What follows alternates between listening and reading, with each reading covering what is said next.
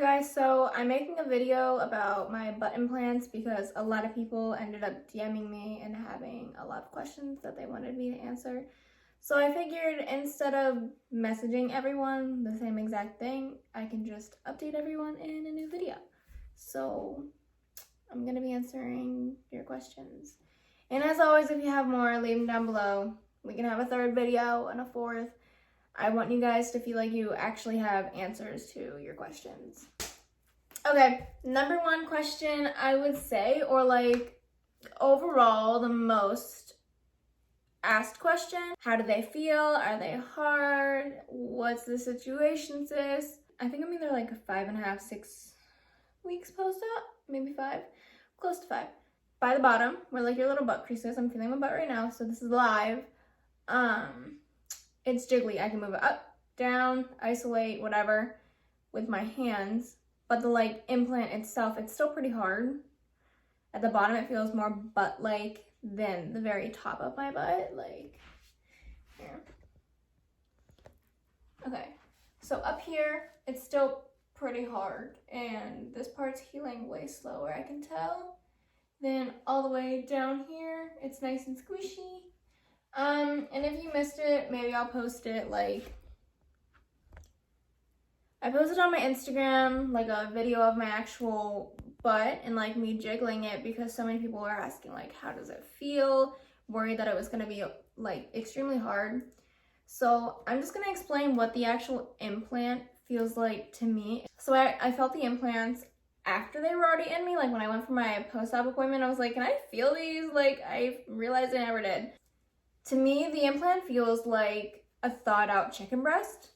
Because, you know, a thawed-out chicken breast, you can, like, poke it and you'll leave an indentation, and then it goes back to being, like, a normal chicken breast, and you can, like, fold it and move it around. It's soft, but it's, like, also hard. Like, you can't really just, like, poke your, I don't know. Feel a thawed-out chicken breast, and that's what I compare the butt implant to, like, exactly. So what size did I get? I got a size 330cc oval Stanton anatomic implant. So I'm just gonna say it again because if you're new here, you haven't watched my last video, the implants that I got were oval. They are not teardrop and they are not round, they're oval. Oval is only done by the doctor that I went to, Dr. Ryan Stanton in Los Angeles. So if you're interested in checking him out, please do. I think they do online consultations too. So if that's something you're worried about, I'm pretty sure they do online consultations. I remember I got a spot in pretty quickly because someone ended up canceling their appointment.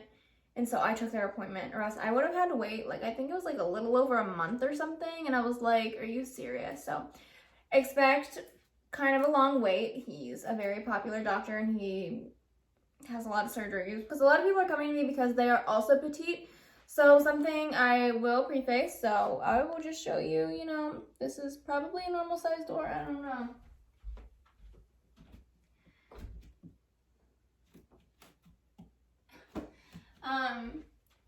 I'm 4'11", and I'm like, before surgery I was 95 pounds. I don't know what the butt added on, but 95-ish pounds at 4'11".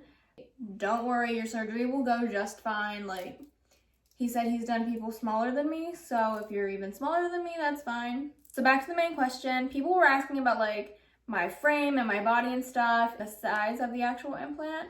And a lot of people said, like, my legs and my butt look good now, like, they match up and it makes sense. But I still think that I personally would do a second surgery to upsize. Because I do plan on working out and I do plan on making my legs bigger. Like, I used to do weightlifting, so I know my legs grow extremely quick and my actual butt grows extremely slow. So I'm capable of having nice thighs that would match a bigger butt. I already know that because when I did it, I had huge thighs and my butt didn't grow. Even though my weight trainer, you know, insisted that all the things I was doing was like, gonna eventually build my butt, never did. It never did.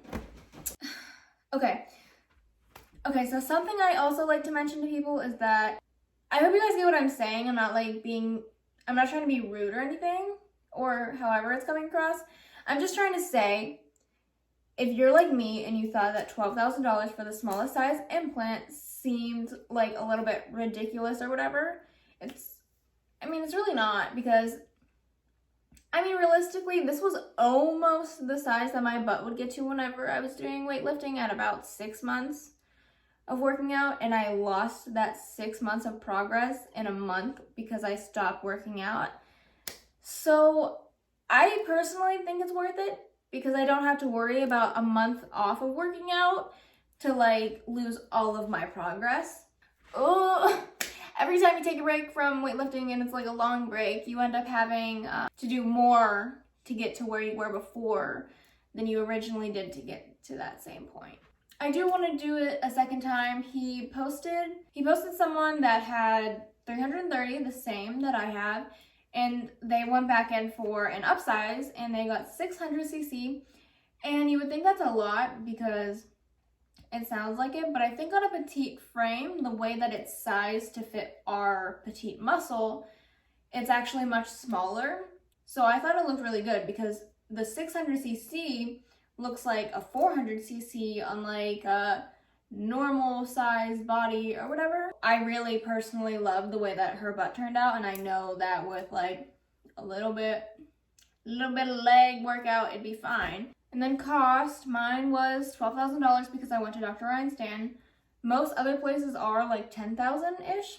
I'm assuming he's more expensive because he's very well known, so probably has like a lot of bookings or something, but he's really good at what he does. And he also has his own patented implants, so that might be part of the cost. I don't really know. I just know that he's like $2,000 more expensive than like pretty much anywhere else. But I think it's worth it because he's extremely knowledgeable in what he's doing, so I fully trust him. I will let him do it all over again. Next appointment in July, so he's gonna make sure everything's going all right, and I'm nervous.